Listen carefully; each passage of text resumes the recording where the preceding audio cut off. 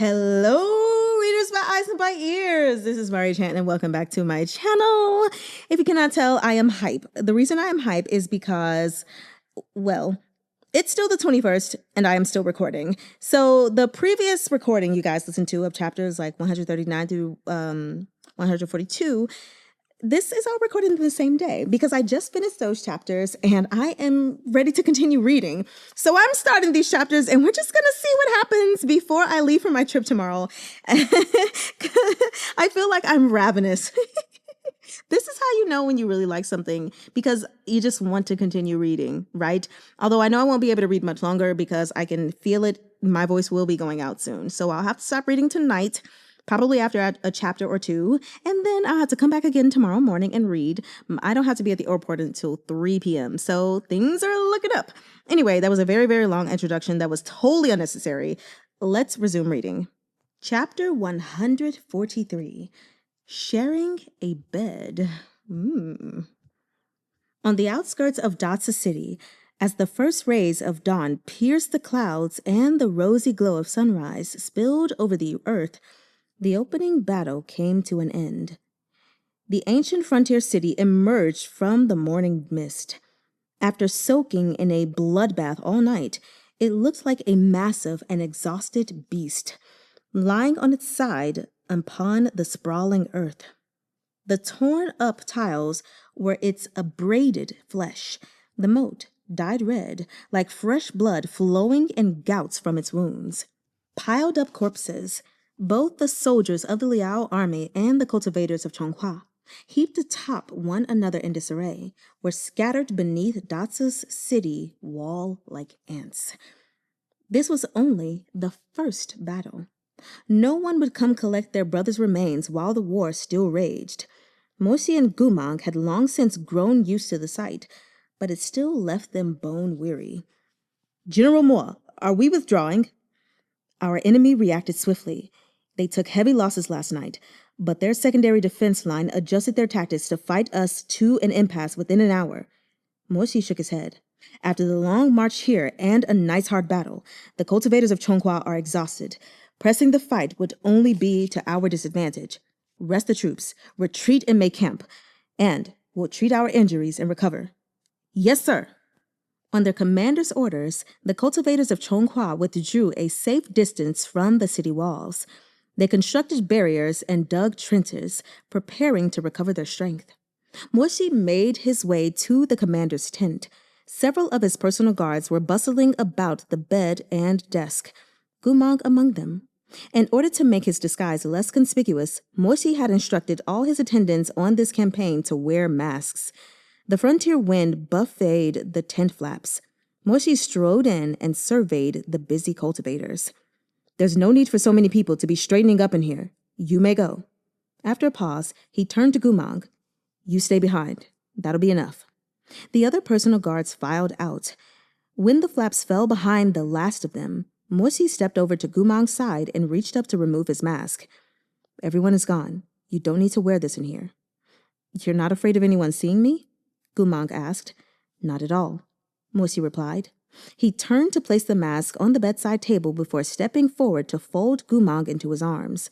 Sensing Goo Mahng's unease, he sighed. "I'm just teasing you. I set a defense barrier outside the tent. No one's coming in without my permission." He pressed his chin to Goo Mahng's forehead, then leaned down to kiss the top of Goo Mahng's head, raising a hand to caress his hair. "I'm sorry," he said softly. "It's your army, but you can't lead them yourself. You have to leave it to this stepdad who's fumbling along." Goo Mahng looked down at the ground and smiled. "The frontier army has completely transformed. If I really did return now, I'd be the stepdad. Besides, between the two of us, what difference is there? Your leadership isn't lacking in the slightest. But there is one thing." "I can't always stay hidden by your side, can I? Moshi, I should be out there making myself useful." Moshi wasn't at all surprised to hear this. He had known Goo Mahng would say it sooner or later. In the same way, he knew that even if Goo Mahng were given a chance to turn back the clock, he would still choose to walk the same thorny path. This man, with his gentle gaze, had a heart more resolute than anyone's. You'll have a mission, but not quite yet. You won't be able to complete it before our second battle at least. He looked down and met Goo Mahng's faintly disappointed gaze. After a moment, he added, Could I be troubling Shishong to wait a little longer? When Morsi put it like that, there wasn't much Goo Mahng could say in reply. The two of them had been toiling all night and were just as exhausted as the rest of the Northern Frontier Army. You should sleep while you can, Morsi said. What about you? I'll look at the sand table a little longer. You need to take care of yourself. Goo Mahng lifted a hand to poke Morsi's broad chest. Get some rest when you're done. Guga will wait for you in bed. At that last sentence, Morsi coughed rather awkwardly. Watching him feign calm, Goo Mahng snickered to himself. This man had performed all sorts of wanton acts with Goo Mahng in the face of death, yet he still blushed to the tip of his ears at his Shishong's unabashed teasing. Oh, this little shirty of his, he was too damn lovable. Morsi reset the sand table many times, laying out troop formations, barrier placement, and planned maneuvers again and again. By the time he turned around after poring over his battle plans, Goo Mahng had fallen asleep on the army cot. The commanding general's cot wasn't much wider than anyone else's, but Goo Mahng was in the habit of curling into one corner of the bed as he slept, as if terrified to encroach on someone else's territory. The lowliest, most beastly instinct in his bones expressed itself in such a pitiable yet adorable manner. After watching him intently for several minutes, Morsi rose to wash and bathe. When he returned, Goo Mahng hadn't moved from where he lay, curled up like a kitten. Morsi sat gingerly on the edge of the bed. He made no noise. There was only the slight dip of the bedding under his weight. Morsi climbed into bed with his clothes neatly fastened and his hands solemnly folded over his stomach. Closing his eyes, he slept. At heart, Morsi was a self-disciplined person. When he had been mired in a thick fog, unaware of the truth, he had succumbed to irritation and fury. But his loss of control then didn't reflect his true temperament. Since resolving his misunderstandings and sharing such a hard-won sincerity with his beloved, he only worried wholeheartedly for Goo Mahng's health. Many other men would have craved immediate sexual gratification when they took possession of a lost lover once more. Morsi was unlike them. He only wished for Goo Mahng to be well. It didn't matter how long his memories remained or his mind stayed clear. Morsi wanted him to be healthy and treated him with care. Unfortunately, men's bodies rarely aligned with their minds. Around noon, Morsi hazily woke from a deep slumber to find that, at some point, Goo Mahng had turned over and curled up in his arms. What was more pressing was that the bathrobe Goo Mahng had carelessly thrown on before sleep had been pulled loose, snowy white lapels exposing a broad swath of sturdy chest. One bare leg had even draped itself over Morsi's body. Morsi's breath caught in his throat. His heart pounded. The scene was so reminiscent of the days of their youth, before Morsi had revealed his true feelings to Goo Mahng. Back then, Goo Mahng also liked to cling to him in his sleep. Or perhaps it was because Lu Jianxing had started fooling around with a pretty female cultivator in the camp. In those days, Goo Mahng shared a tent with Lu Jianxing. One evening, Goo Mahng had leisurely made his way back to their tent, gnawing on an apple. When he lifted the flap, the sight greeting him was one of his own half-dressed brother tangled with a woman on his cot. Goo Mahng was nearly choked to death on that mouthful of root, his eyes flushing redder than the apple. He dropped the curtain and broke into a run. Even after Lu Jianxing chased after him, apologizing again and again. Yeah, it's all my fault. I forgot to set a barrier. And, yeah, Magar. I thought you said you wouldn't be back tonight. None of it was any use. Despite Goo Mahng's charade as an incurable womanizer, at that point he had, in fact, never even been kissed. Seeing such a carnal act at such close quarters and involving his own brother too, it was a shock too severe. Goo Mahng had laughed it off and said it was fine, but he'd broken into goosebumps all over. He began to dread returning to his own tent, terrified of coming across such a scandalous scene once more. But he couldn't very well go without sleep. After some thought, he sought shelter with the most virtuous and reliable of all his brothers. It was with this kind of mentality that Goo Mahng happily tumbled into Morsi's bed. Morsi refused to allow it. Each excuse he gave was stronger than the last. "I'm a clean freak." "I'll bathe," said Goo Mahng. "My bed is too small. It's big enough for two. I'm not accustomed to sharing. A little practice and you'll get used to it. I toss and turn. I might beat you up in my sleep." "Ayo, is it that bad?" "Yes." "Then Guga absolutely must sleep with you to help you correct this awful habit." This reply rendered Morsi completely speechless. Goo Mahng coaxed and pestered him, shoving his way into Morsi's bed. In the end, Morsi was helpless against his campaign of harassment. He let Goo Mahng take most of the wooden cot, while he slept with his face pressed against the wall.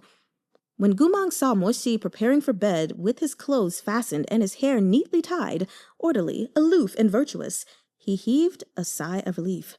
He was convinced he'd chosen well with his self-disciplined, untouchable beauty. Someone like this would never be caught in such an improper act as fooling around with random female cultivators. Of course, Goo Mahng had no idea what kind of desire raced through this untouchable beauty's heart. If that ardor were to be released, it would be more than enough to burn anyone, to crush them into shattered scraps. And this desire was born because of him. It yearned to pour into his body like a flood. Goo Mahng slept very soundly during that night. Far from the nightmare his Luga had visited upon him. Instead, the great Mo was visited with incomparably lewd spring dreams. Morsi hardly slept. He didn't dare turn over. It was winter, and he was naturally warm, while Goo Mahng didn't like the cold. After Goo Mahng fell asleep, he always unconsciously pressed closer to Morsi and wrapped his limbs around him. Many years later, Morsi still vividly remembered those long nights, the snowy northern wind whistling outside, and the pitch-black darkness inside. Beneath the thick blanket, Goo Mahng curled up sweetly in sleep, one arm slung over Morsi's waist from behind, his soft cheek pressed against his back. From time to time, he had nuzzled against him as he dreamed. In those days, Goo Mahng had truly believed that young Master Mo was indifferent and aloof.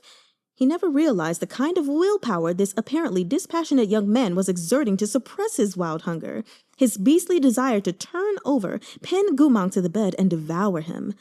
Goo Mahng merely noticed that Morsi either woke up much earlier than him, or else was only willing to get up after he left the tent. He refused to get up at the same time, no matter what. Because he had a boner. Morsi also seemed to have come down with some sort of chronic inflammation. Footnote 5. In traditional Chinese medicine, inflammation is associated with the accumulation of excessive heat or male yang energy within the body. Either those pretty eyes were spiderwebbed with red, or there was a sore on those thin lips. He looked as if he hadn't slept in weeks, with bruises under his eyes that could only come from persistent insomnia. Upon noticing Morsi's condition, Goo Mahng had asked Lu Jianxin with deep concern, "Am I really such a restless sleeper? Have I been assaulting him in my dreams?" In the present moment, as Morsi gazed at the slumbering Goo Mahng, eyes sweeping across his Shishong's gentle features and his lucent lapels, he felt that it was all so much like the past.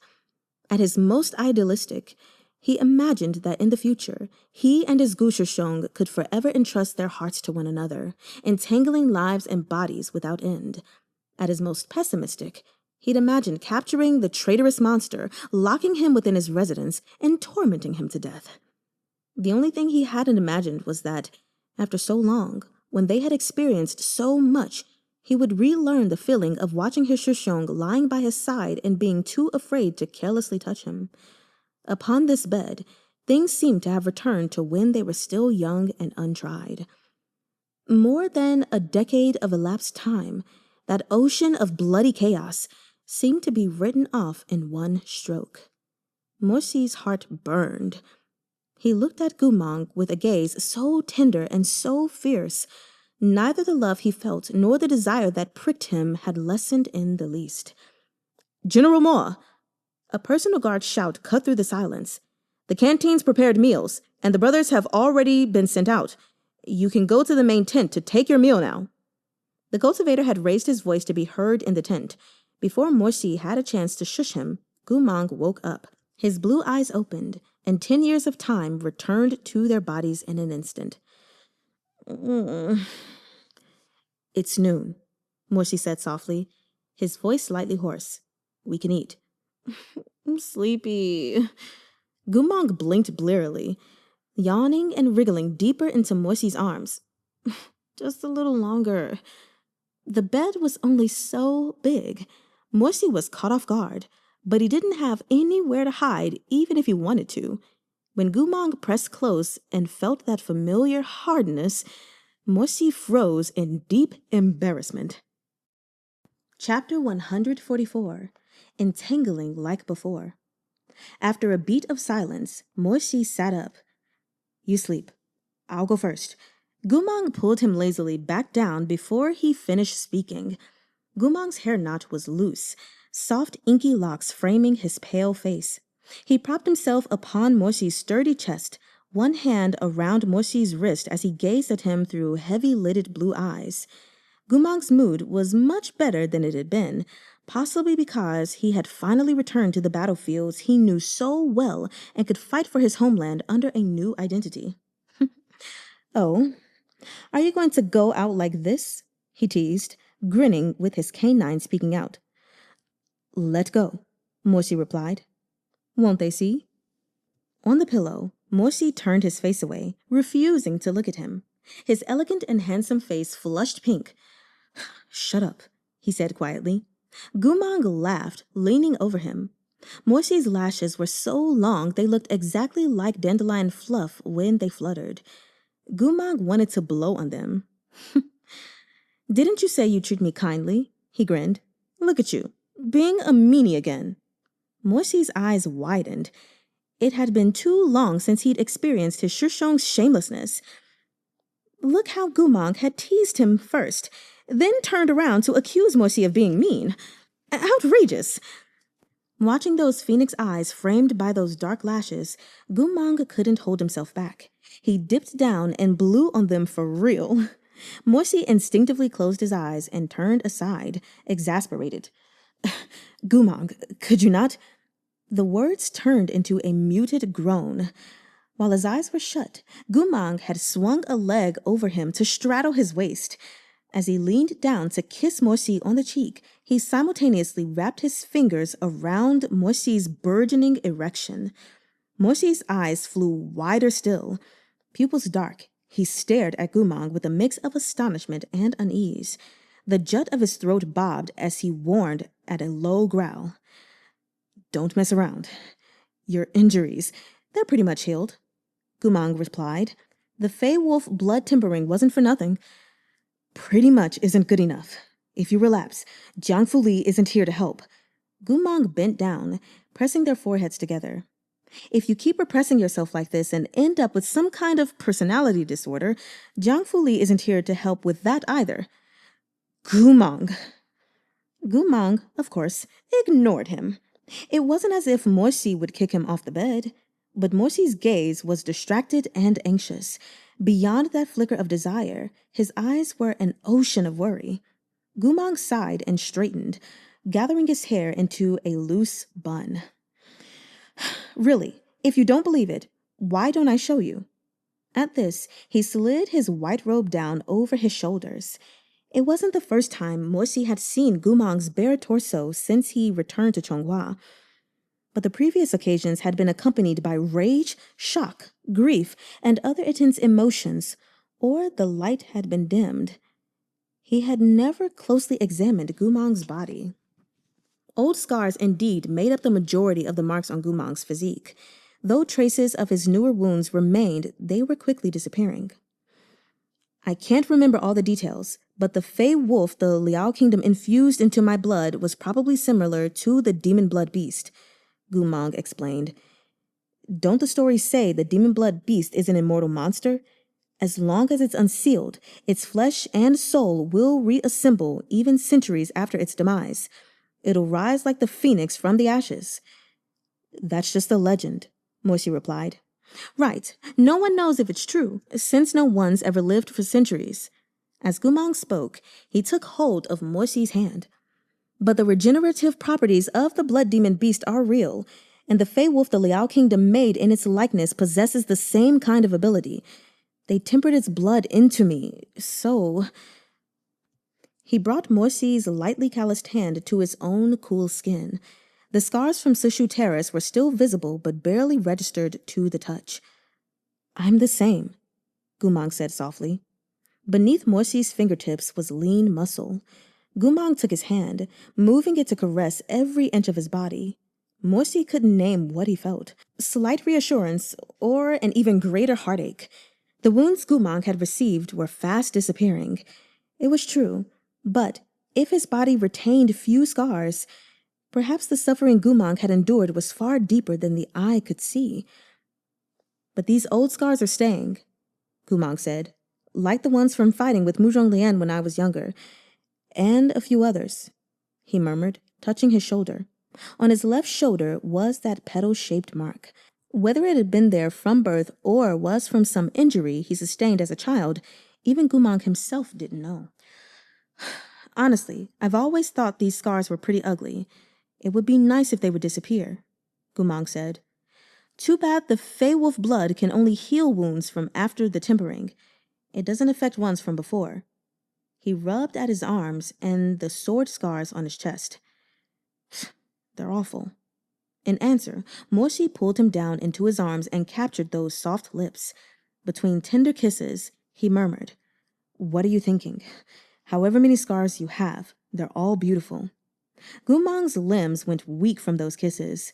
As their tongues tangled, wet and hot, their mutual lust could no longer be held back. But Morsi was no longer that youth who had just come of age. His mind was still clear. He knew his Goo Mahng Gugu always indulged him, telling him, It's fine, and this is great, and don't worry. Goo Mahng had been like this when they were first together, and now was no different. 10 years ago, Morsi had taken it as truth. That silly youth heedlessly poured all his strength and passion into his Shurga's body. 10 years on, Morsi was wiser. That silly youth had become a hero, a pillar of Chonghua, and had grown into a man his Goo Mahng Gugu could no longer so easily deceive. Morsi turned Goo Mahng over onto his stomach. Press your legs together, he said lowly. Mind made hazy by Morsi's kisses, Goo Mahng did as instructed, lying atop the bedding. After a moment, he felt Morsi's weight bear down on him, followed by a hot and hard length shoving between his thighs. Though Morsi hadn't actually penetrated him, the feeling of him thrusting between Goo Mahng's legs was intense enough to make his scalp prickle. Relax. Don't worry. Morsi retrieved some wound salve from the head of the bed and spread it between Goo Mahng's legs for lubrication. Face down, Goo Mahng murmured, Where'd you learn this trick? Silence. Just as Goo Mahng thought he'd say something like, I came up with it on my own, he heard Morsi reply with, That present you gave me. It was a moment before realization struck. Holy shit. You don't mean that porn booklet? Morsi didn't reply. He reached out to cover the back of Goo Mahng's hand where it clutched the bedding and wrapped his other hand around Goo Mahng's waist, chest pressed against Goo Mahng's graceful shoulders, pinning him down. He began to slowly move between Goo Mahng's thighs. Hello, readers. This is your content warning from pages 138 to about 140, but basically to 141. There is smut that is edited out. You are more than welcome to open up your books or your Kindles and read this scene if you would like, if you own the series. If not, you are also welcome to head over to my Patreon and subscribe there if you would like to have access to all the smut. This one is relatively short and you're not really missing anything like you were in the previous ones. But anyway, this is your opportunity to pause if you want to go take a look at that before we resume the reading. Anyway, let's go ahead and continue. Morsi heard Goo Mahng call his name and many other things. Shudi, princess, brother, all the ties that had bound them. As long as they were good, Goo Mahng bestowed those names upon him in murmurs amid the throes of passion, as if making up for every sincere confession missing from their 14 years of love all at once. Chapter 145. Affection and Gratitude. Hey, did you hear that around noon today? At dusk, as the generals gathered for their meeting in the main tent, a few idle cultivators stood whispering together. Are you talking about those noises coming from General Moore's tent? Yes, you heard it too. I thought there was something wrong with my ears. I don't know. No one dared to get too close to General Moore's tent. It was probably something else. In any case, it's General Moore. The cultivator licked his lips awkwardly. How many battlefields have we fought on together? We know what kind of person he is. He wouldn't have fooled around with any girl in the camp. Everyone thought this very reasonable, but soon after, someone else spoke up quietly. You're not wrong, but don't forget, isn't Princess Mengzi here too? As soon as he mentioned this, many widened their eyes in realization. So that's how it is. But has the relationship really progressed that far? Probably not. Why not? Xiao from the neighboring camp told me not too long ago he ran into General Moore and Princess Mengzi flirting in an alley during the Dragon Boat Festival. Princess Mengzi was dressed as a man and even wore a mask. But Xiao caught them as they were just about to kiss. General Moore was super alert and hid Princess Mengzi's face right away. That protective instinct is really something. The crowd exclaimed in astonishment at every sentence.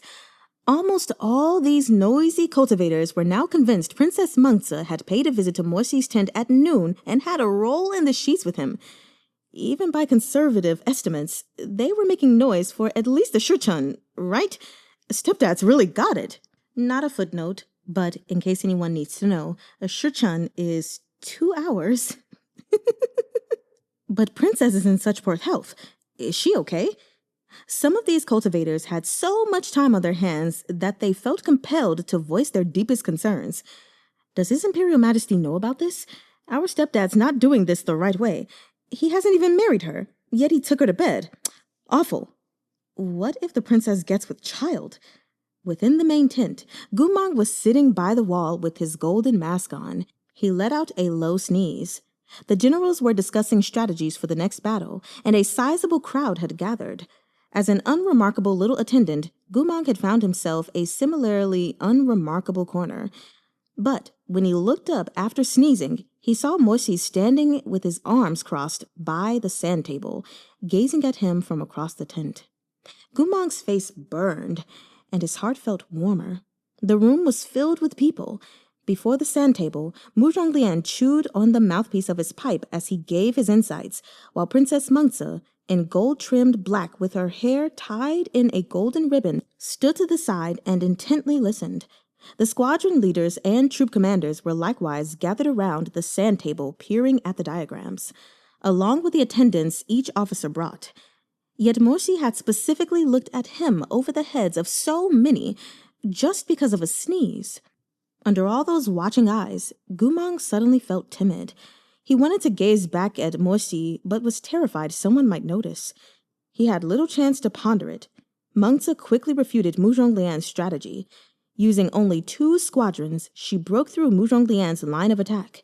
Murong Lian bit down on the mouthpiece of his pipe, squinting as he surveyed the sand table. In the end, he said, "Hell hath no fury like a woman scorned. I concede." Mengzi flashed him a rueful smile. "Lianga, my apologies." Murong Lian snorted. Morsi was next. He looked away from Goo Mahng and walked straight to the sand table. He scanned the aftermath of Murong Lian's simulation and dipped his head in thought. After rearranging a few of the flags that represented his forces, he began to outline his plan of attack. It was the first time Goo Mahng had seen Morsi devise battle plans as a commander. When Goo Mahng had ostensibly defected, Morsi was young. Though he had experience leading troops, none of the battles he'd fought were major ones. After Goo Mahng left, Morsi had slowly come into his own. Yet they had been nemesis all those years.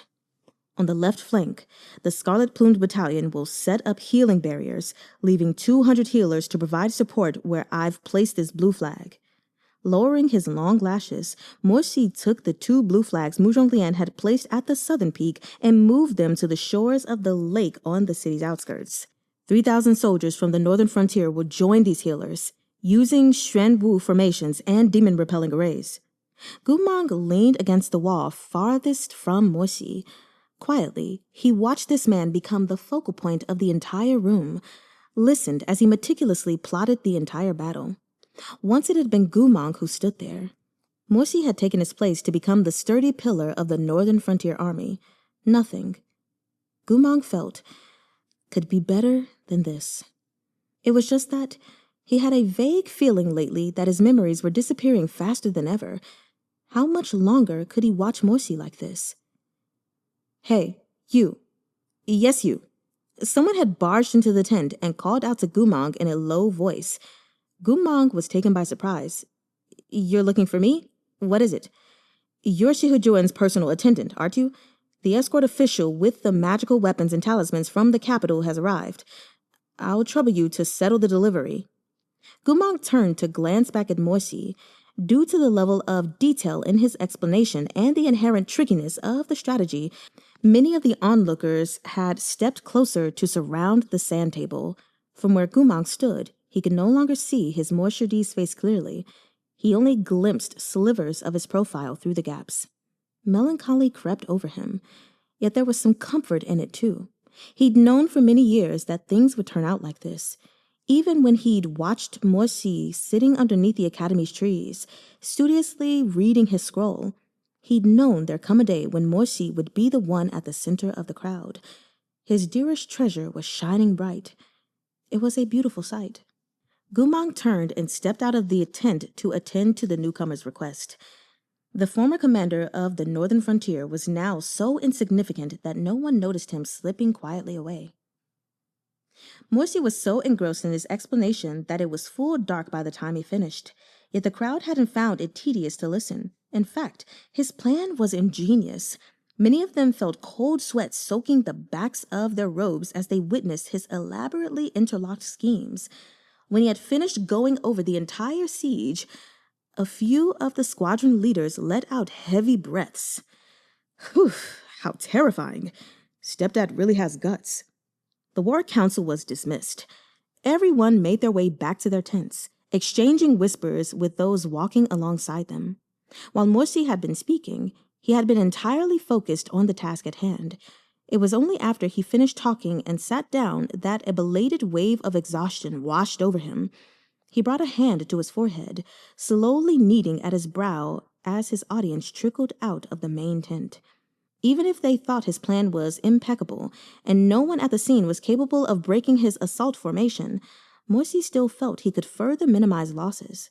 Thus, he remained sitting before the table, planning to rest a little before running through the strategy once more on his own. Hand over his brow, he heard the sound of tea being poured nearby. A moment later, a hot cup was placed next to him. By this point, everyone else had gone. Who else but Goo Mahng would have stayed behind to keep him company without saying a word? Wearily closing his eyes, he said, Sorry, if things were hectic earlier, so I didn't get a chance to look over at you. What tea did you make? Ling Shan Miao Yu. Morsi's eyes flew open, his expression shifting slightly as he looked up. Mengzi. Mengzi smiled warmly. Of course you were busy at the sand table earlier. I was focused on it too. Why would I be angry at you for not looking at me? This misunderstanding was rather dire, but there was no way Morsi could explain it. What was he supposed to say? The person I wanted to see wasn't you. It was the attendant who's been at my side? He would be pushing Goo Mahng right into the fire. Mengzi's eyes glimmered, as if his gentle words had given her hope. After a pause, Morsi replied, It's grown late, and we'll be launching our second attack tomorrow. You should go back and rest. But I want to stay with you. Morsi was about to interject, but Mengzi held up a hand. I know what you're going to say. You're going to tell me to mind my reputation, to stop following you around all the time, or you'll say you have no affection for me whatsoever, and I shouldn't misunderstand. Morsi blinked at a loss. Mengzi bent her slender neck. Though still composed, sorrow surfaced in her gaze. You said those things to me for so many years. I've memorized them all. I'm aware you feel gratitude toward me and nothing more. I'm not asking for anything else. Won't you even let me look at you or spend a little time at your side? If you're always looking at me and spending time with me, you'll never see the people you should be seeing, said Morsi. Mengzi looked up, her eyes glistening with watery light. You needn't worry on my behalf. I'm more than capable of choosing whom I wish to look at and whom I spend time with. I won't regret it, no matter how it ends. And I won't ask for that person to return my gaze. But I just want to know, Daga, is there someone else in your heart now? Morsi didn't expect she would ask so directly. He was briefly speechless. Setting aside his untouched teacup, he looked up. There has always been. Mengzi had anticipated these words, but still she flinched. Only after a long silence did she smile with difficulty, her face bone white. It's true that, when you previously rejected my advances, you told me you wouldn't come to like me. It's just that I... Her voice faltered, her words growing shaky. She didn't need to continue for Morsi to understand. He had made himself clear to her long ago. He had said there was no room for anyone else in his heart. But how could Mengzi believe it? She had simply taken it as a rote rejection. After all, he'd never been close with any other maiden, and he couldn't outright say the person he'd given his heart to was Goo Mahng. No one would have believed Morsi back then when he said his heart belonged to another. It was only in recent days, when the suggestive clues became harder and harder to hide, that Morsi's words finally seemed plausible. Mengzi braced herself against the table's edge, catching her breath for a moment before forcing a smile. Which aristocratic daughter is it? How did you hide it from everyone for so long? Not an aristocrat. Mengzi's face paled further. Is she a commoner? Morsi truly didn't know how to answer. In the silence, Mengzi's gaze swept up to the ribbon binding Morsi's hair. That ribbon he'd worn by mistake had been swapped out long ago. This man cared so little about such trifles he'd never even realized he'd tied his hair with a ribbon that wasn't his. Taka, Mengzi whispered, you're of a noble line. Morsi clasped his hands on the table, looking up at her. Do you really think you can be with an ordinary maiden? Mengzi asked, sadness in her voice. I won't say more right now, but think of the late Wang Shujun. There are so many terrible precedents. You grew up in the imperial city. You must know. Do you think the late Wang Shu didn't know? Morsi asked. Then you should at least think of what happened to him. Morsi stilled for a moment. He heaved a sigh. Mengzi, thank you for your advice. But this matter between us is ours alone. I'll do anything to protect that person. Mengzi was silent. Because I love them. Mengzi's eyes were damp. Morsi rose to his feet, then continued. I will also protect you. Why? Mengzi asked through tears. Because I'm grateful to you. Mengzi closed her eyes and smiled bitterly. I told you long ago that I owe you a life, said Morsi. If at any point you have need of me, I will do all in my power to aid you. Morsi pursed his lips. But my heart is not mine to give. Mengzi looked up again, her voice shaking as she asked, And you'll never change your mind? Morsi knew how humiliating it must be for an imperial daughter to ask such a question. But this wasn't a case where pity could change the outcome. He met her gaze. I will not.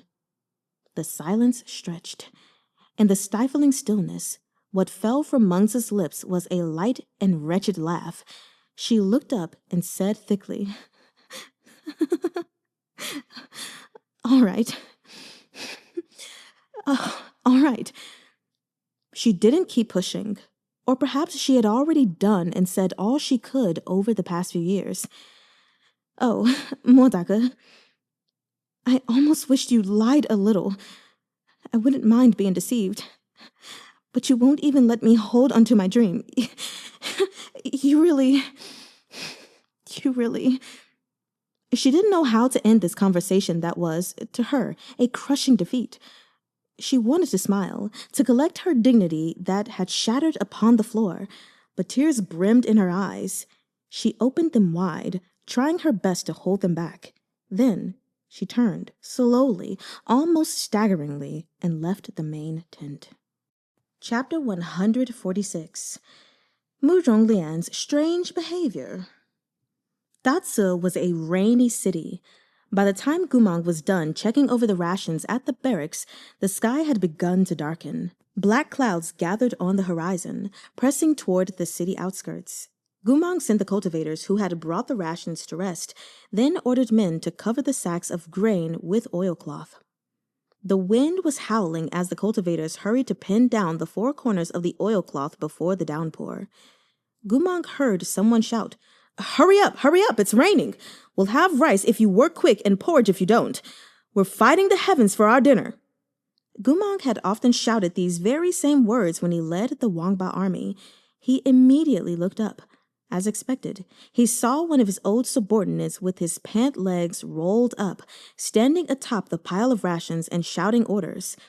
The soldier saw Goo Mahng watching him and walked over across the pile of grain, each step an audible rustle. "You're one of General Mo's personal guards." "Yep." "You must be new. Don't just stand there gawking. Even personal guards in the Northern Frontier Army need to work. Look sharp and give us a hand." "Ah, of course." Within moments, Goo Mahng had rolled up his sleeves, launched himself off one arm, and leapt onto the pile. Together, the two of them tackled the corners of the oilcloth down with heavy bricks. The old soldier regarded Goo Mahng with satisfaction. "You've got some skills. No wonder General Mo lets you attend him." Goo Mahng stepped over the soft sacks of grain, continuing their idle prattle as they pinned down the cloth. The soldier was a natural chatterbox and rambled without taking a breath. Hey, this part needs another brick. The one you're holding isn't heavy enough. You'll see, the storms on the frontier are serious. The wind will kick up these small bricks like leaves. What, you think I'm exaggerating? No way. I might look young, but I'm a senior of the Northern Frontier Army. I was in the ranks when it was called the Rou Bao Army. I fought with Goo Mahng. This is how Goo Mahng taught us to place the bricks back then. Trying not to laugh, Goo Mahng asked, "So, Goo Mahng personally taught you how to place bricks?" "That he did. I got it immediately, and he even said I was clever." "What are you laughing at? You don't believe it?" The cultivator's eyes went wide. "Swear on my life that Goo Mahng turned out to be an evil asshole later on, but whew, he was quite a guy when he was in the army." "Was he now?" "That's right. General Mo is too aloof. Goo Mahng was much more approachable. Their eyes are completely different. Back when we got reassigned to the Northern Frontier Army, we didn't know what to make of it." Goo Mahng grinned. "General Mo isn't aloof. He's just bad at expressing himself. Honestly, he treats everyone quite well." The cultivator nudged a crooked brick into place. Well anyway, that's just how General Mo is. He's so strict with everything, on top of being chilly and stingy with his words. But it's fine once you're used to it. Better than getting transferred to Wang Shujuan's command, that's for sure." Goo Mahng blinked in surprise. "Transferred to Wang Shujuan?" "Yep. They say when His Imperial Majesty was reorganizing the Rou Bao army, he thought of giving it to Wang Shujuan, or dissolving the entire army and splitting them all into different battalions. Who knows how it happened? I heard General Mo said something to him, and His Imperial Majesty handed the army over to him instead." The smile on Goo Mahng's face faded as he sank into thought. So the Emperor had planned to deal with his 30,000 remaining soldiers that way. Goo Mahng knew what kind of man the Emperor was. Without sufficient incentive, he would never stray from his original intentions. What had Morsi said to change the Emperor's mind? "Hiya! It started raining." The cultivator elbowed Goo Mahng. "Just the last bit left. Once we're done with the bricks, go back to the barracks and get out of the rain. There are oil paper umbrellas in the storehouse. I'll take you there in a bit." Coming back to his senses, Goo Mahng nodded. Okay. Once it started, the rain came down faster and faster. The downpour seemed to flush all the colors from the world, and the city became a great pool of water. It was from this it had gotten the name Da Ci, large pond. Goo Mahng stood beneath the storehouse's canopy. The other cultivators storing the rations had opened either umbrellas or barriers to ward off the rain, chatting as they ran. The Northern Frontier Army was just as he remembered, filled with lively youths. Even the upcoming battle hanging over their heads didn't stop them from laughing as they chased each other into the rain and through the puddles. Come on, the rain's getting worse, but the puddles won't stop us from making it back, the cultivator said. That's just how we are. We can't help these bad habits Goo Mahng passed down to us. We're a rowdy bunch. Back then, when it rained, he'd run fastest of all. Beneath the roof of the shack, Goo Mahng stood with a smile on his face. He was young then. Even if he were here now, he wouldn't have the energy to make such a racket. You head back first. I'll leave when the rain lets up a little. The cultivator didn't press him. He stepped bravely into the mud and disappeared behind the torrential curtain of rain. Goo Mahng was left alone in the storehouse. He stood quietly by the wooden railing, looking up at the sky. The splashing of rain brought up the pungent smell of petrichor. Droplets gathered and streamed off the roof as petals dappled the ground. From where he stood, he could see the cultivators of the Northern Frontier Army guffawing, with their arms slung around each other's shoulders. Their youthful forms receded into the distance, one after another. In the instant they disappeared from sight, he seemed to see a 20-year-old Goo Mahng and a 17-year-old Morsi laughing as they darted into the rainstorm, a piece of oilcloth held over their heads. He blinked his blue eyes, and those figures blurred. At last the rain eased up. Goo Mahng opened the oil paper umbrella and began to pick his way back to the quarters. But as he passed the main tent, he saw candlelight shining from it.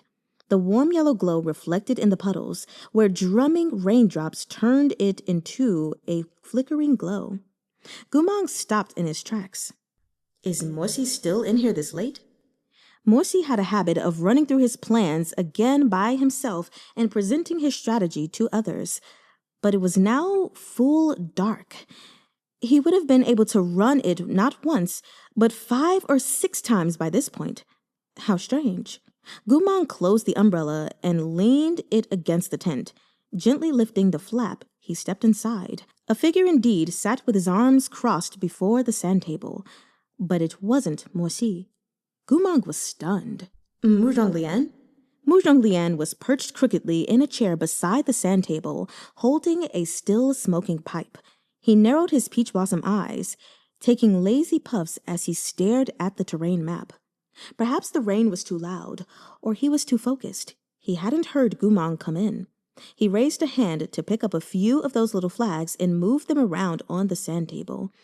Goo Mahng stared intently at the arrangement for a while, then felt cold sweat break out on his back. The positions Murong Lian had chosen for these flags were coldly devious. Although his marching routes were different from Morsi's, his tactics were just as vicious and powerful. His arrangement provided less certainty of success, but the battle would be over faster, provided they won. Murong Lian wasn't idly playing. He was running his strategy in earnest. And he was constantly refining his own ideas, moving the flags representing different magical forces again and again.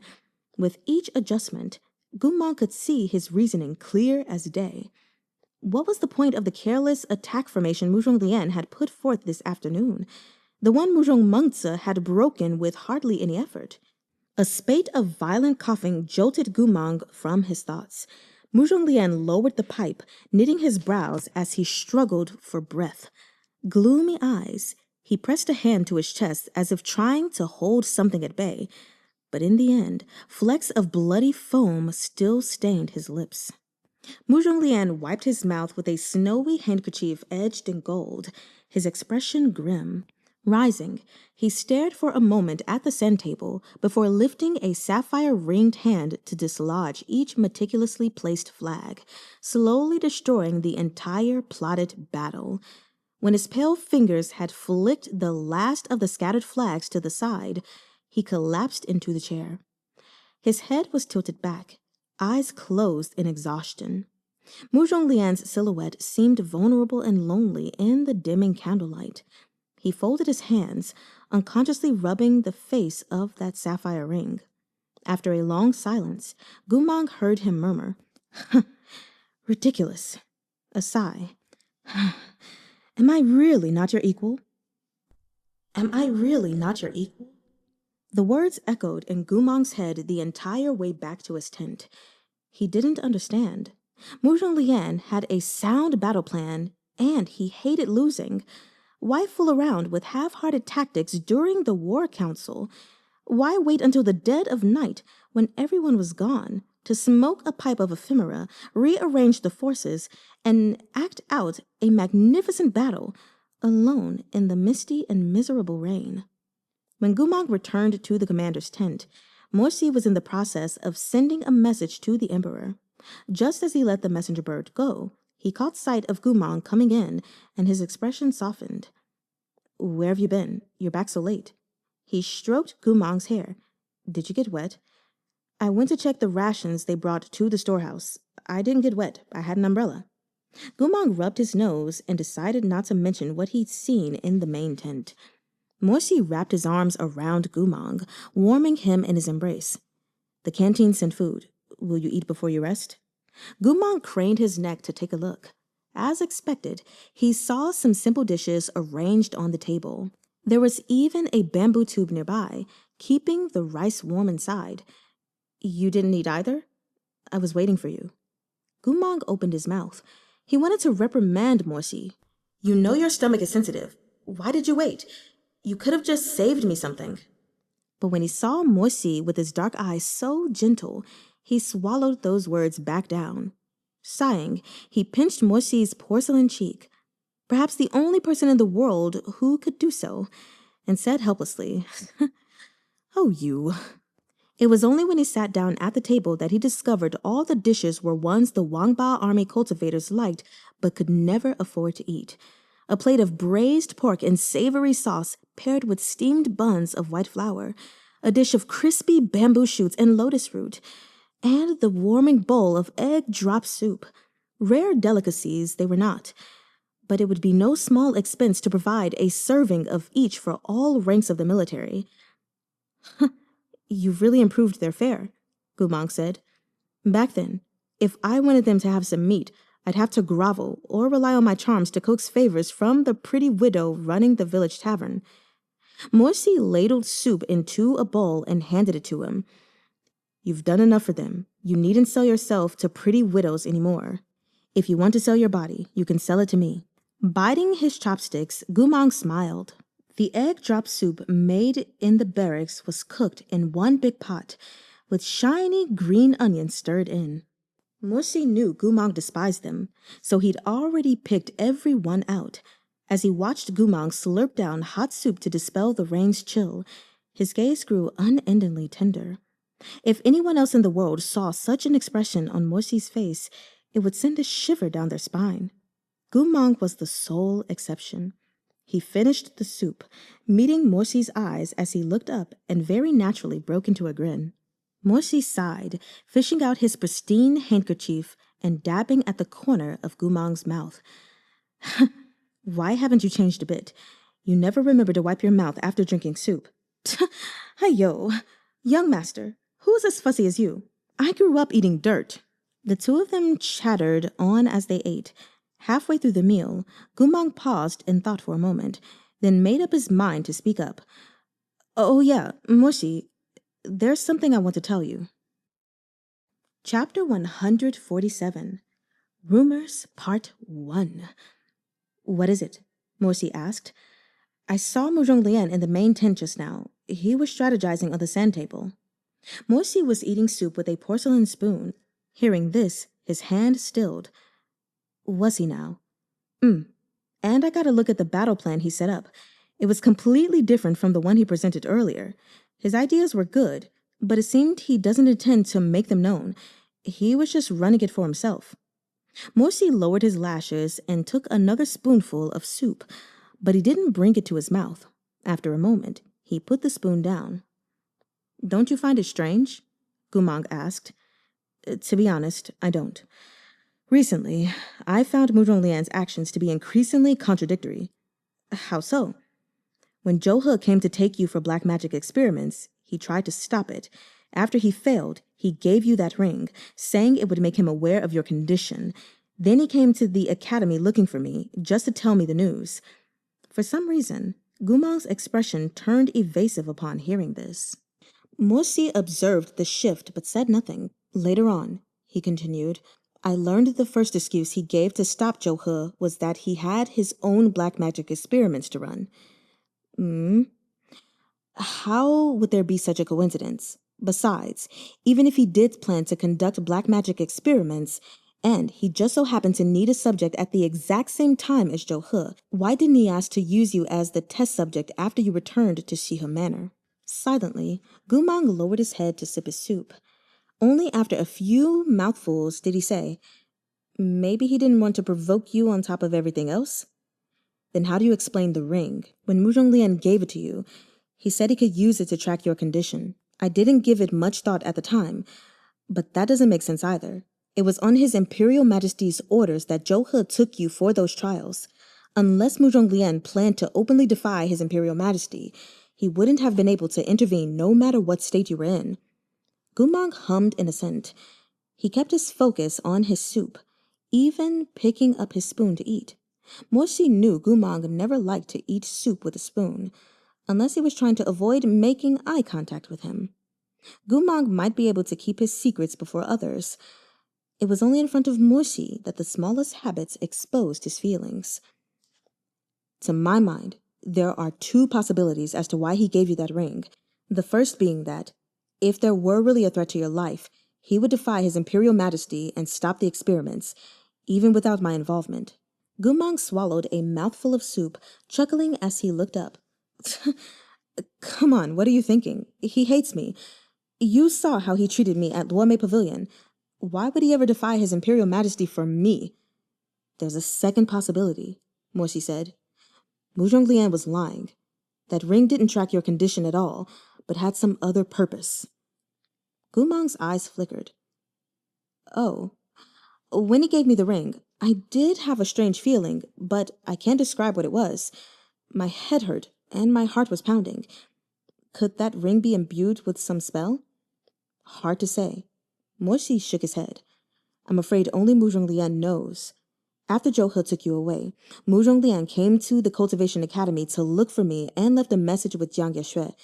He mentioned nothing else. His sole purpose was to tell me Sishu Terrace had taken you for black magic experiments. If his ring could truly monitor your condition, why bother fetching me? He could go to the Emperor himself if he was concerned. Telling me would yield one result, and he knew exactly what it would be. Morsi paused. He must have been absolutely certain I would stop Zhou He. The bowl was empty. Goo Mahng lowered his head, idly fiddling with the spoon. I was thinking about this before, Morsi continued, and the more I thought about it, the more I became convinced Murong Lian had only one motive. He didn't want those black magic experiments carried out. No other explanation makes sense. Goo Mahng didn't respond. His long lashes were lowered, casting dappled shadows beneath his eyes. After a long silence, he spoke. Morsi, he and I, we're actually... He looked as if he wanted to say something, as if he wanted to reveal some secret that had been buried a long time. But when the words came to the tip of his tongue, they dissolved behind his pursed lips. If it's a secret you can't speak of, Morsi said, then don't. Goo Mahng remained silent. You lived in Wangshu Manor more than half your life. It's not normal that there are things that must go unspoken. I'm not telling you this out of some ulterior motive. I trust you. You don't need to explain everything to me. I just want to ask, what kind of person do you think Murong Lian is? Morsi thought Goo Mahng would think this over carefully before answering. He didn't expect the response that came so quickly. I don't know, said Goo Mahng. Morsi gazed into his eyes. Those blue eyes were clear, bright, and honest. The things I remember... He hadn't wanted to bring this topic up, but he couldn't avoid it any longer. Are incomplete. When it comes to him, I don't know if I can recall all the important facts, so I don't dare say for sure. Then, going by what you can remember, do you think smoking ephemera is something he would normally do? No. Morsi sighed. Neither do I. When I saw the depths to which he'd sunk after returning to the capital, it disgusted me. But after everything that's followed, I feel like it might all be for show. His Imperial Majesty told you about wanting to shut down Murong Lian's Luomei Pavilion, while the old emperor thought of disposing his heir and naming Murong Lian Crown Prince. His actions may be an attempt at self-preservation. This time, Goo Mahng shook his head. You're wrong. How so? All of Chonghua knows Murong Lian was once closest to attaining imperial power. He appears to pose as a major threat to his Imperial Majesty, but he doesn't really. He's monitored too closely, and he has no room to make any moves.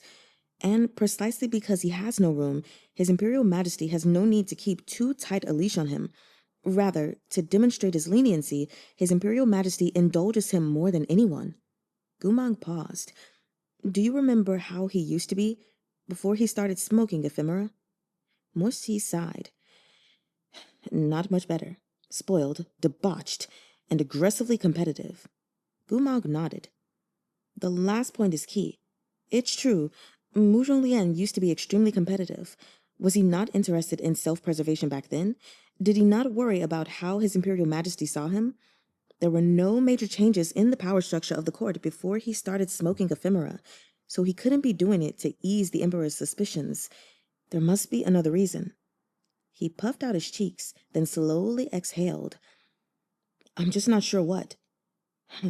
I've been wondering whether Murong Lian met with some secret misfortune that changed his fundamental character and made him give up on himself. But when I saw him strategizing in the war tent, I realized he's still that competitive Murong Gongzi at heart.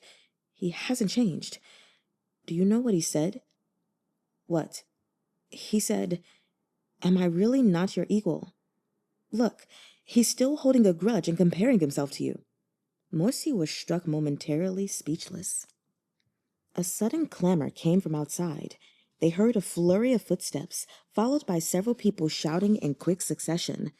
I was only saying, why do you care so much? Hey, don't hold me so tightly. Aren't you just a slave-born garrison soldier? Along with the sounds of scuffling and struggling, a personal guard called from outside the tent. General Moore, members of the Scarlet-Plumed Battalion have violated military regulations and spread rumors before battle. The 3 perpetrators have been taken into custody.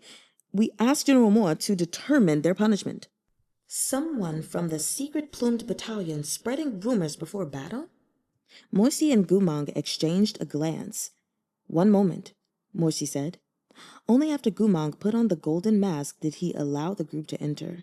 The Scarlet-Plumed Battalion was unlike the Northern Frontier Army. They took only pure-blooded nobles, and their military uniforms were each embroidered with insignias that represented their own clan. Morsi surveyed the 3 men before him. One was a member of the Lian clan, and one was a member of the Zhou clan. The third gave Morsi pause. He was a distant uncle of Mengzi's. Morsi had previously met him at the New Year's Eve feast. Morsi frowned.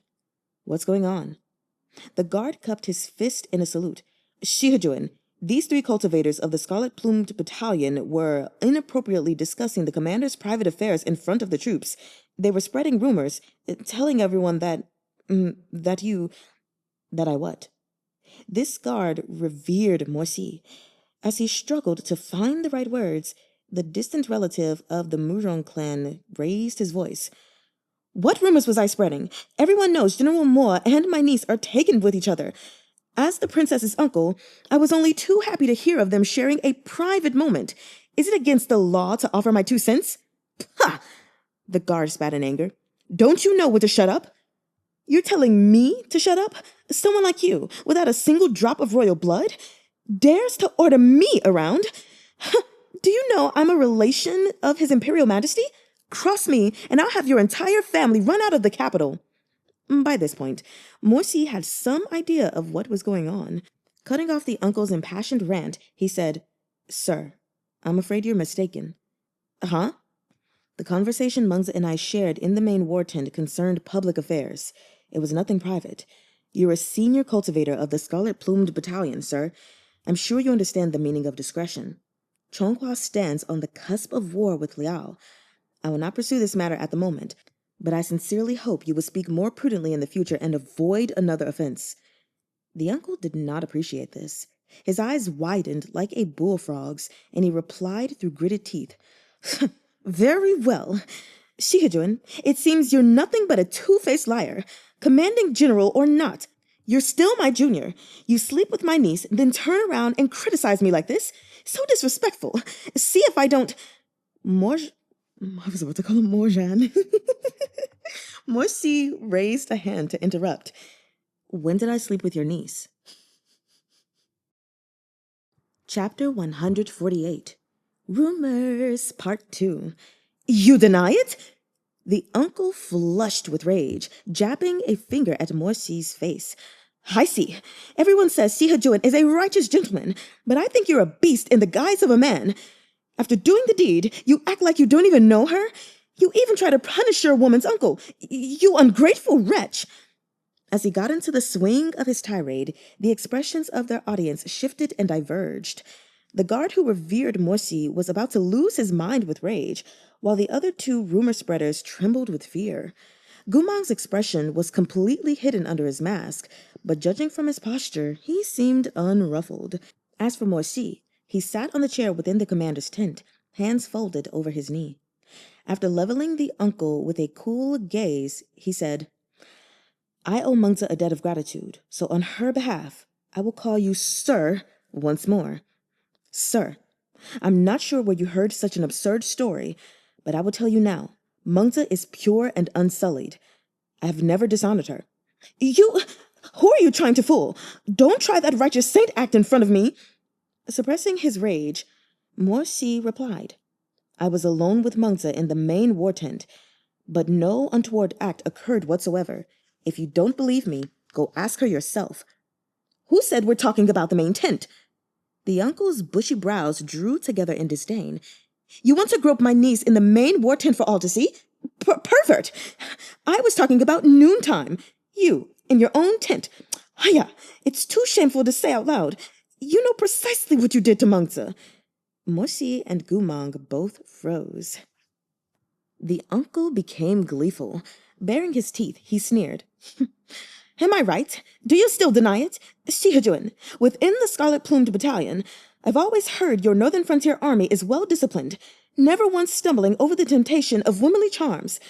But I now see their commander hasn't even the guts to own up to his own actions.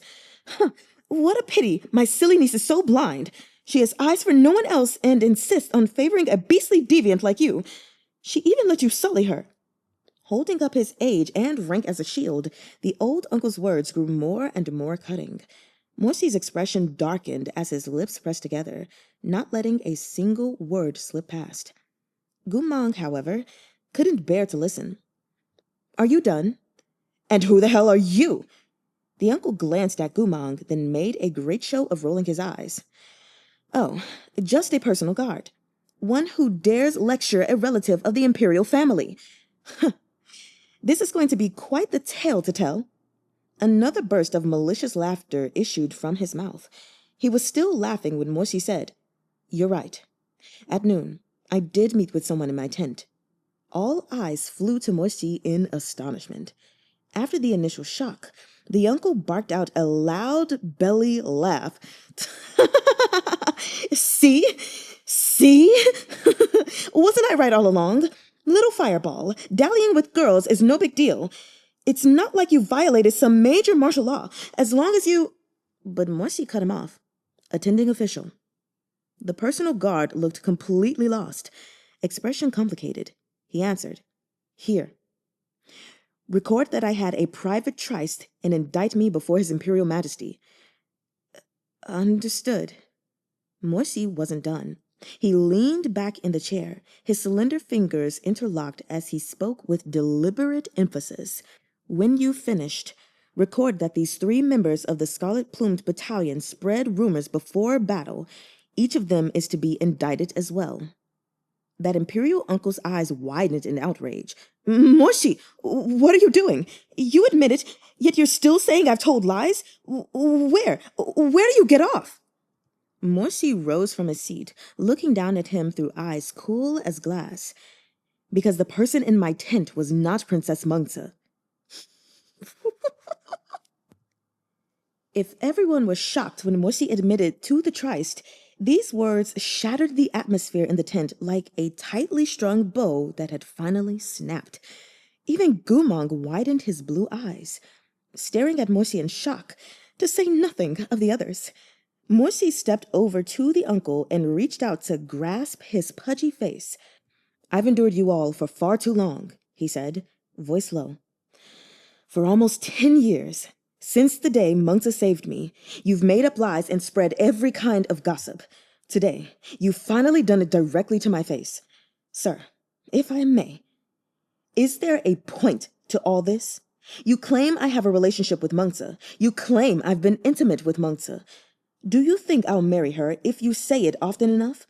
Or do you perhaps understand me better than I understand myself? All these years, I've shown Mengzi but respect and gratitude. This I've said countless times, in public and in private. None of you listen to me. You exaggerate the smallest rumor, jumping to conclusions and speaking as if I'll be wedding her at any moment. He paused. If Mengzi did marry into Shee-ha Manor, would that be a benefit to her or to you? The uncle's complexion was turning waxy. His eyes darted about. Shee-ha, what do you mean by this? I'm just asking a question, Morshi said darkly. You spread this news so enthusiastically without a care for besmirching your own niece's honor. You're a member of a cadet branch of the Moo-wrong clan. No one knows your motives better than you. Why ask me? You... The uncle's lips, greasy as pig intestines, quivered as his eyes flitted wildly. But Morshi had hit the nail on the head. He couldn't say much else. Morshi straightened and wearily closed his eyes. Just as he was about to put a decisive end to this conversation, the uncle hit on a new plan of attack. His eyebrows shot up as he blurted, Morshi, enough! Enough with your excuses! If you ask me, you're a cold-blooded and fickle man! Receiving no reply, the uncle forged ahead. You and Mengzi were playmates, childhood sweethearts. Who doesn't know that the one who pursued her from the start was you? Morshi's phoenix eyes had gone wild. Over the course of this argument, he had cycled through shock, disgust, fury, and exhaustion, but had not yet found himself at a loss. These words left him dumbstruck. He almost choked on his next words. How exactly was I the one who pursued her? If you weren't, why would she harm herself so gravely to save you at Dongting Lake? If she could do that for you, you must have led her on. Why would she go so far for nothing? Don't tell me you're going to say Mengzi thought too highly of herself. Of course, Morshi wouldn't condemn her with the words, thought too highly of herself just to clear his own name. Seeing him silent, the uncle regained his courage. Now that her body's failed and she's gotten older, you no longer favor her and hurry to distance yourself. Everyone says Shee-ha is a true-hearted and loyal gentleman, but it turns out you're not a gentleman at all. You're a despicable and shameless traitor. His last words resounded in the quiet of the tent. After a moment, crisp applause rang out. Nicely done. Are you finished? The uncle turned to look. Upon seeing the guard next to Morshi was the one clapping, he couldn't help but snarl. You again? I've already said you're unworthy of conversing with me. Goo Mahng laughed. I'm not trying to converse with you. I just wanted to ask you if you've had your fun. He turned to the other guard. Brother, I'll trouble you to escort the senior away. Find him a tent and lock him up. Keep him well guarded. This senior has a gloriously silver tongue and a superb way with words. If we let him run free and keep shouting, there would be no need for us to fight Xiao at all. We could just go ahead and convict Shee-ha ourselves.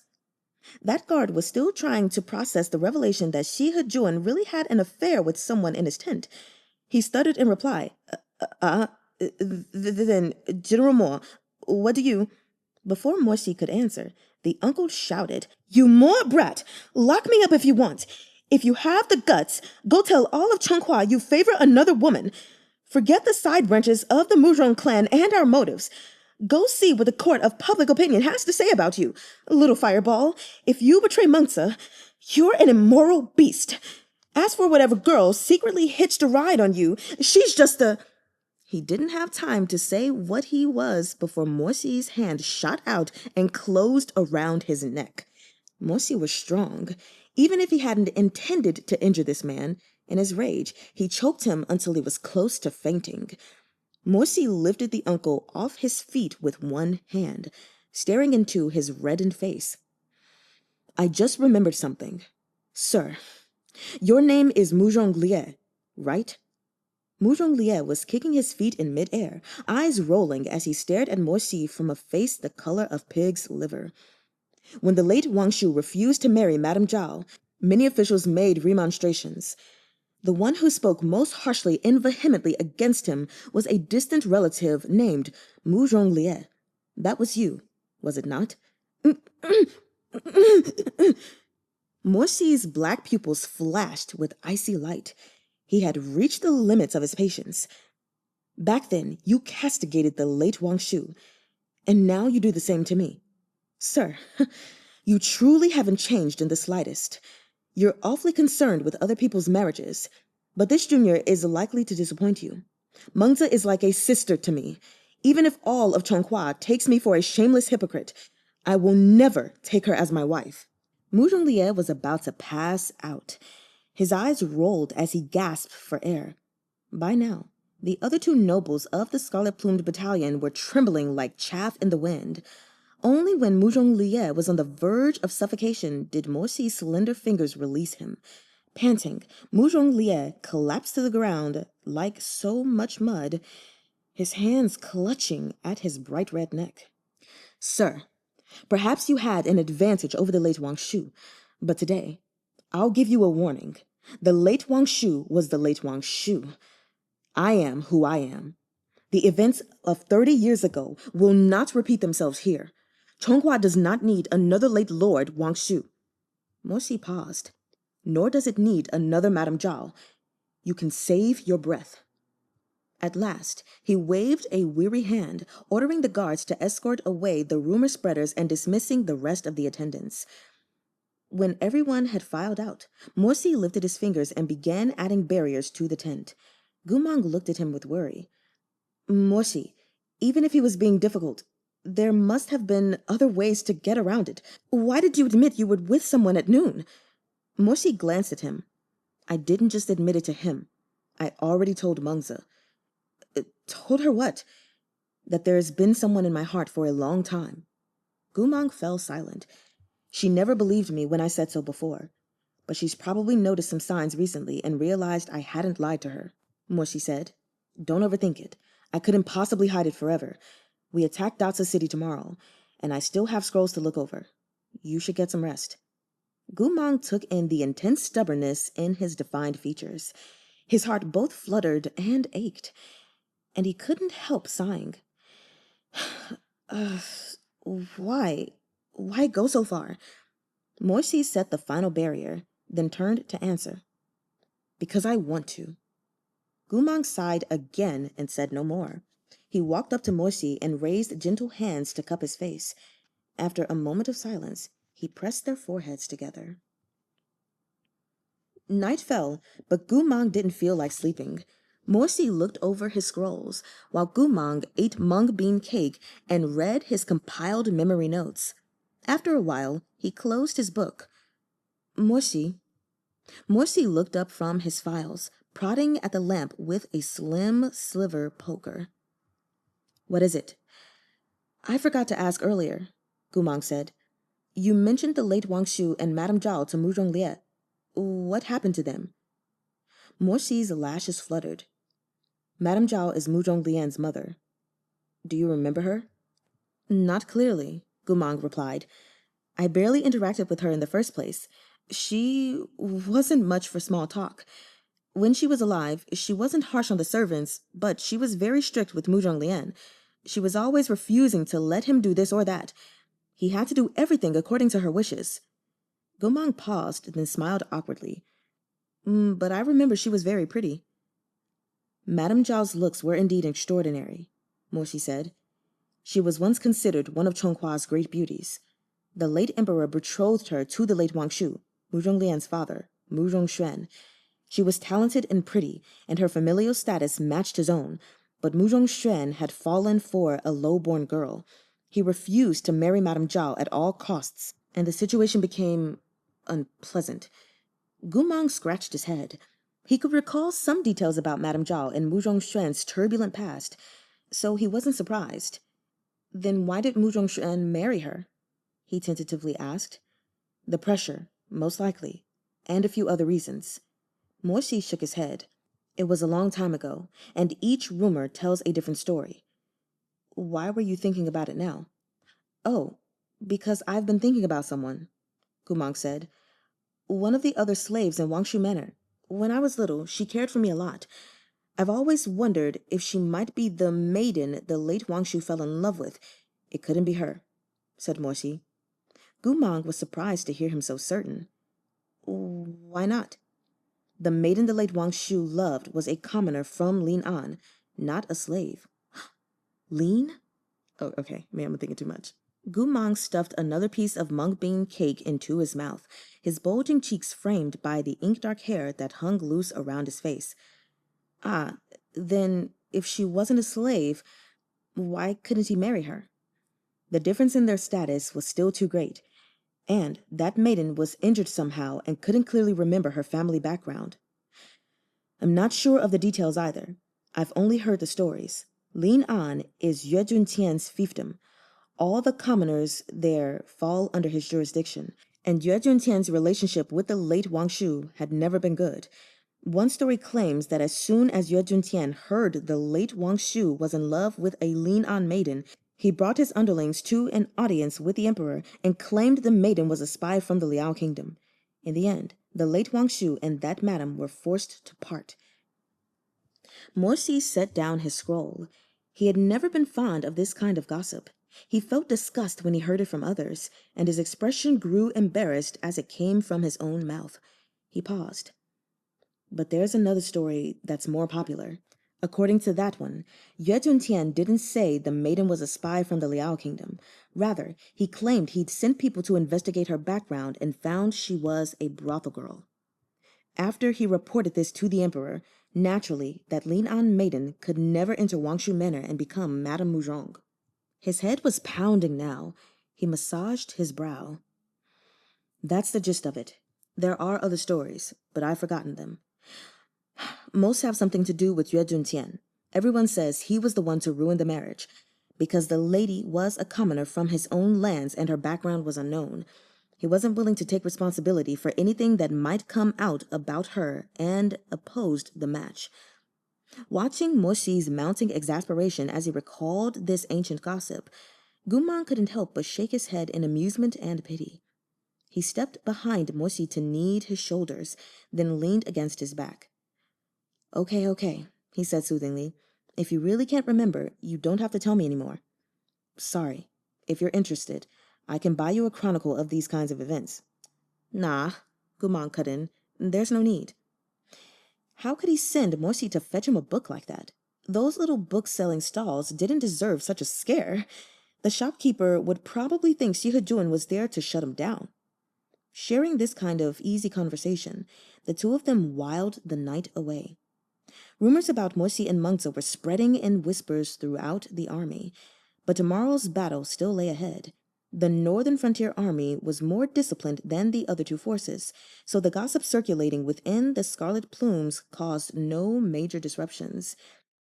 In the first glimmer of dawn on their second day at Dazi, Chonghua launched its second attack on the city. Whew, okay. Well, let's go over my notes, I guess. Some interesting things happened. So obviously we have the chapter Sharing a Bed, in which, we get to see that after the first night of battle, everyone is exhausted and Morsi is just like, let's go and rest and recuperate.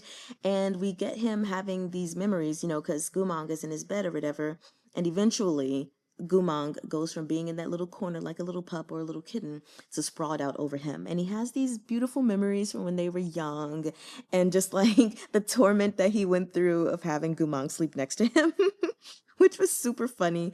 And I thought it was nice just to hear a little bit about that and how Goo Mahng actually ended up sleeping in his bed because of him seeing Lu Jianqing with someone else, which is completely hilarious and oddly parallel to my own life. When I first went to college, I had a roommate, you guys, and we lived with each other for, a little bit. But in the first semester, I think maybe even within like the first month, I happened to go back to my dorm after hanging out with my bestie. And I was going to go hang out with my other friend, now husband. And I went back to the room because I realized I didn't have my charger. There was no sock on the door or any indication. And I opened the door and saw my roommate having sex with her boyfriend. Fortunately, I didn't see a lot because they had like a cover over them. But I was like, oh my God. And so what happened from that moment? Well, still, I went to my husband's but friend. I went to his dorm and like told him what happened. And I was like, oh my God, I can't believe this happened. Like, what the heck? Oh my God. And the crazy thing is, like, later that night, we ended up doing some stuff. We didn't sleep with each other, but we did some stuff. That's all I'll say. And so I just find that like so parallel to my own life. And I ended up moving out of that dorm because I did not want to go back there again. And I moved into the same residence that he was in. So because it was a co-ed or co-sex, whatever you call them, dormitory. Anyway, I thought that was so funny. So then, of course, we move to chapter 144, in which we see that, again, Goo Mahng really wants to have sex with Morsi, but Morsi is so concerned about his body and doesn't want to hurt him in any kind of way. And then Goo Mahng really explains to him that because of his tempering with the snow fey wolf in his body, and that fey wolf having origins from the demon blood beast, or just being akin to it, he has exceptional regenerative abilities akin to the beast. And so he's showing him, I mean, he's got all these scars and, he goes into a spiel about him thinking they're ugly. And this leads them into eventually having sex. Also, there is a petal-shaped mark that's mentioned on his left shoulder. So there's that. And then there's the thing on his arm as well. So that's interesting. Anyway, we'll see. But anyway, like I said, they end up having sex and it's funny. It's very akin to what happened in ErHa. So I think Meat Bun just likes that. At least how they first started with the thighs and everything. So anyway, Morsi's like, I'll be gentle. And it turns out he actually kept that little booklet that was gifted to him and is coming of age. So that was pretty interesting. And we also learn that it was not, when they were at the Bat Island, it was not the fragrance that the Bat Queen Lian had released that had Goo Mahng all hot and bothered. That is just a part of his beastly nature with the Fey Wolf in him. And he's insatiable. So anyway, we move on to chapter 145, Affections and Gratitude. And I thought before that everything was made clear, but apparently this was the chapter for everything to be made clear. So, of course, the soldiers are gossiping because they heard what was going on in that tent, you know what I mean, what was going down. And they automatically assume that, of course, it was Princess Mengsa. And some people were like, he's not even doing things right. Like, why is he sleeping with her and he hasn't married her? Nevertheless, Goo Mahng gets to see Morsi doing battle strategies for the first time, and it's amazing. But he also notices that like his memory seems to be fading, which is really sucky. And by the time Morsi finishes his plan and everything, it's really late. And he assumed that Goo Mahng was the one that sat some tea beside him, but it was actually the princess. And so in this moment, we have her, giving him tea and then saying she just wants to stay by his side. And he's about to object. And she's like, nope, I already know what you're going to say. but I just want to stay by your side. Like, I heard you. You don't like me. You never will. Blah, blah, blah, blah, blah. I want to stay by your side. And what he said on page 148 was so profound. If you're always looking at me and spending time with me, you'll never see the people you should be seeing.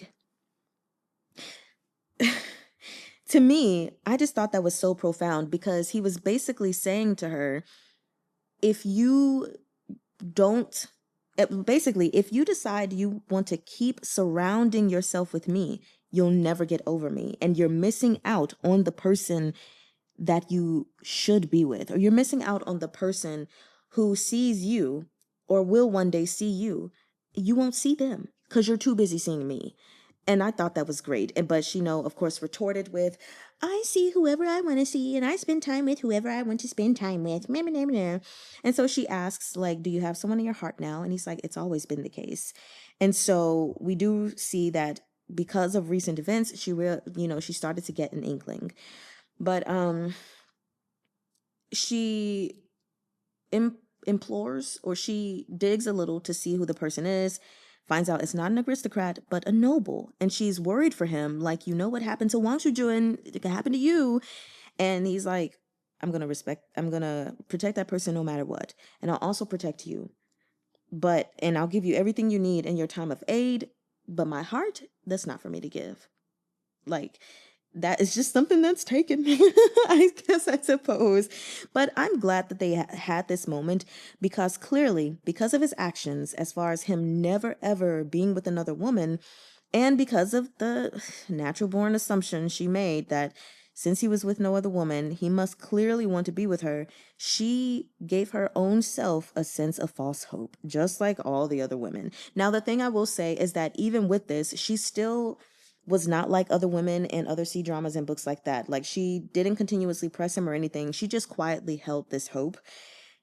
And finally, it was completely shattered. And I'm grateful for that, because that kind of thing needed to be shattered. No matter how much it may hurt, she can't keep holding on to something that she made up that isn't true. Now, one thing that I wanted to mention to you guys about this specifically, because I thought it was really cool, or at least it would be cool in regards to Mandarin. When he was speaking to her, he said, I love them, or I will protect them. And he was using the word them. So I want to give you guys a quick little Mandarin lesson. But first off, we're going to start with regular English grammar. So them is not only now, because it wasn't back in the day, but them is not only a term that people use to identify themselves, to identify their gender. Them was used grammatically as a term that you would say if you did not know the identity of someone. Not necessarily their gender identity, but just their identity at all. So, like, if someone, let's just say, for example, if someone was following you, stalking you, and you didn't know who it was, you didn't know if it was a man or a woman, you didn't know their identity, you didn't see their face, and, the cops, you go to the cops, and they're saying, do you know who they are? They use they in that sense. They wouldn't say, do you know who he is or who she is? They don't know this person. And the person would respond, I don't know them. So that is the term, how it was originally used grammatically speaking. But so of course here it's used that way to let us know that he's, just speaking generically, not assuming, like not giving her a gender. But in Mandarin, it's even more clever, because in this case, of course, in English, you hear them, you'd be like, okay, why isn't he saying like her or him? But in Mandarin, the way to say him is him and he. The way to say her and she is ta. You hear it? It's the exact same. The same tone, the same spelling in pinyin, or the romanized letters, but they are different when you write them. So if they're speaking in Mandarin, well, not if, they are speaking in Mandarin. When speaking in Mandarin and he says, 我要保护他, I will protect him. It's possible that he was saying ta just saying him, because there's no way he would say Tommen, because to say Tommen literally means them.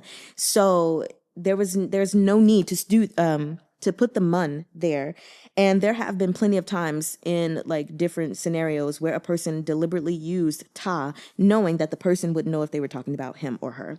So I just wanted to say that to you guys because I thought that was really cool that in this case, he said ta, and of course, Princess Mengzi would assume ta, her.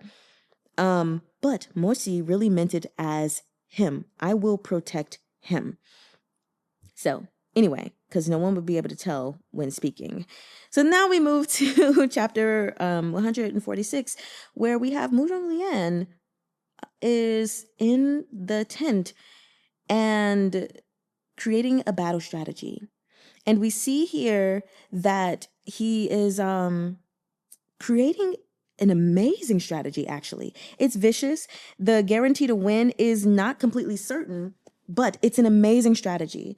And Goo Mahng is seeing him and kind of wondering, like, why is he doing this? Why didn't he share this earlier? And he just shared some fluff that Murong Mengzi was able to completely break apart, like, instantly.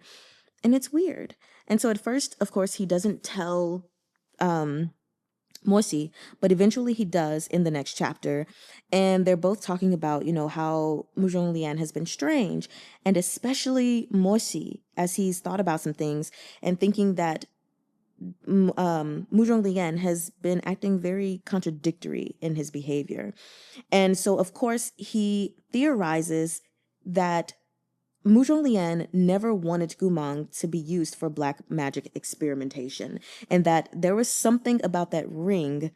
There was a reason why it was given to him, and there was no telling exactly why. But at the end of the day, everything that Murong Lian did up to that point, you know, going to see her manor, then eventually going to find Morsi, even though he never found him, and leaving the message for Jiang Yeshui, because he probably had an inkling that he really truly was there, even if he couldn't see him, that he did it knowing what Morsi would do, that he would go and rescue Goo Mahng. So it's theorized that he didn't want that to happen. Meanwhile, Goo Mahng is like, that man hates me. There's no way he was trying to protect me. But I believe that Morsi is right. So then the question is, why did he not want him to be used for black magic experiments?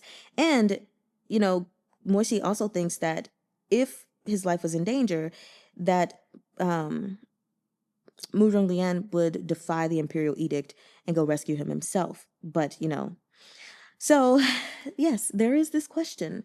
What is their relationship? Because even Goo Mahng was like, Murong Lian and I, but then he stopped. And I was like, why'd you stop?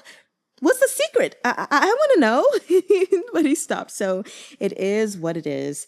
Anyway, they go to talk about Murong Lian and his use of ephemera and finding that quite odd and just trying to figure out like why he started using ephemera.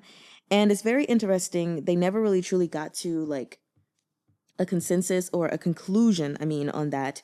And they're not able to because the next chapter, Rumors Part 2, you know, they got this noise outside where basically 3 people from the nobles' army are spreading rumors about Morsi and Princess Mengzi. And one of them happens to be her Murong Mengzi's uncle. And he's just spewing this stuff, giving Morsi all kinds of grief and hate and blah, blah, blah. Like, you slept with her and now you won't admit it, yada, yada, yada. But Morsi finally makes it known that, yeah, he slept with someone. And no, it wasn't Princess Mengzi. And so he, you know, is letting everyone in the tent know. And of course, those rumors are going to spread too. He's letting them know, like, I see her as a sister. I do not plan on marrying her. And I don't care what it is that you have to gain. If we were to marry, it's not going to happen. And so then after that, you know, because Wang Shu was mentioned, the late Wang Shu, we learn that Murong Lian's father actually fell in love with a low-born woman. And for whatever reasons, we don't know which rumors are true, but they all involve Yue Tenting and Jiang Yeshui's father. They didn't get to be together. So interesting. But Morsi told that man that everything that you did back then to make sure that he didn't get to be with his woman, you ain't doing that with me. You got the wrong one. He is who he is. I am who I am. Badass. So anyway, these chapters were good. Very, very interesting. And I'm super excited. You guys, we are already over halfway done with this book. We literally have 108 pages left.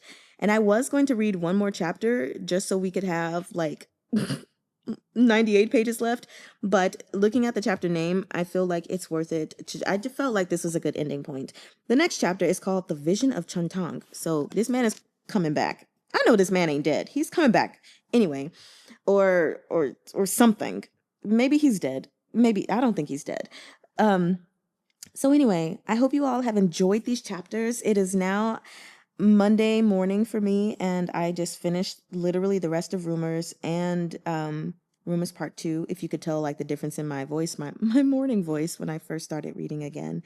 But I'm excited because I somehow was still able to give you guys all of this content. I didn't think I would be doing so, but I forgot. Yeah, I read on the weekends all the time. That's how you guys get your Monday videos. So yeah, you get all of your regular content, except technically speaking, I usually release 4 videos in a week of the series we're reading. So you're technically only getting 3, but still you have gotten, I mean, by the time you guys are hearing this, I'm already back. But you guys were given SVSSS, you were given TGCF and ErHa, as well as 3 readings. So technically, me going on vacation was like a feast for you guys.